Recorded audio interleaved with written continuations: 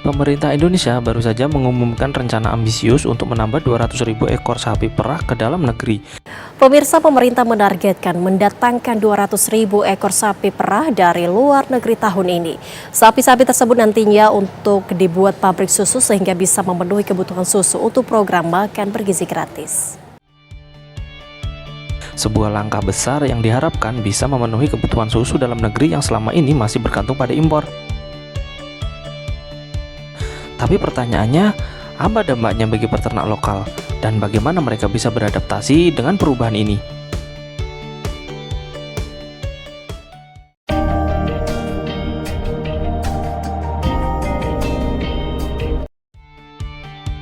Wakil Menteri Pertanian Bapak Sudaryono mengungkapkan rencana pemerintah untuk mendatangkan 200.000 ekor sapi perah dari berbagai negara sepanjang tahun 2025. Kebijakan ini menuai pro dan kontra, terutama dari kalangan peternak lokal.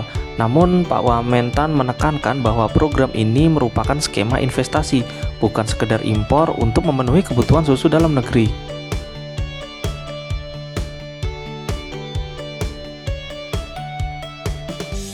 Saat ini produksi susu dalam negeri hanya mampu memenuhi sekitar 20-25% kebutuhan nasional.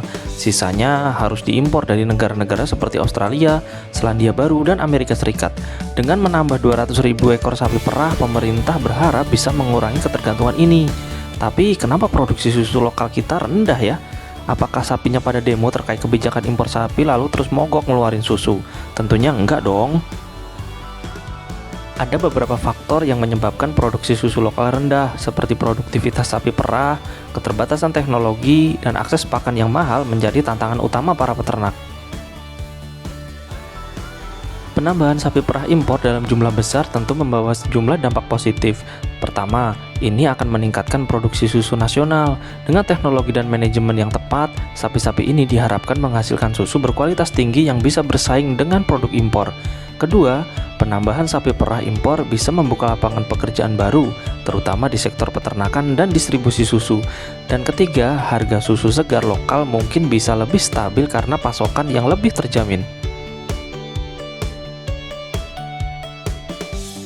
Ada sekitar 160 perusahaan dari dalam dan luar negeri yang telah menyatakan komitmen untuk berpartisipasi dalam program ini. Pemerintah juga tengah mempersiapkan infrastruktur pendukung seperti lahan dan pemberdayaan peternak.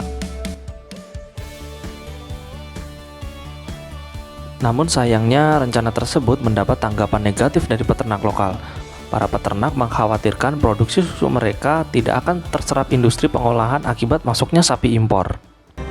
Langkah pemerintah yang ingin mengimpor 2 juta sapi perah tentu berpotensi mengancam keberlangsungan usaha peternakan sapi perah lokal yang kini tengah menghadapi kesulitan finansial.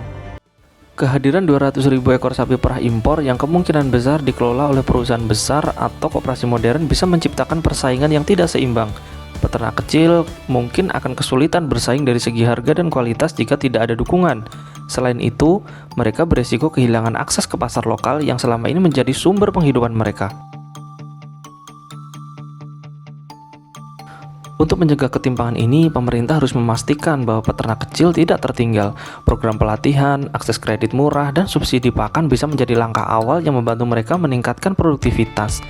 Selain itu, koperasi peternak harus diperkuat agar peternak kecil bisa bersaing secara kolektif.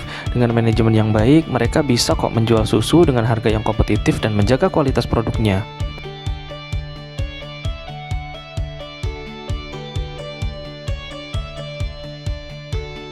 Jika program ini berhasil, Indonesia tidak hanya akan mampu memenuhi kebutuhan susu dalam negeri, tetapi juga berpotensi menjadi eksportir susu di masa depan. Namun kunci utamanya adalah kolaborasi antara pemerintah, perusahaan besar, dan peternak kecil.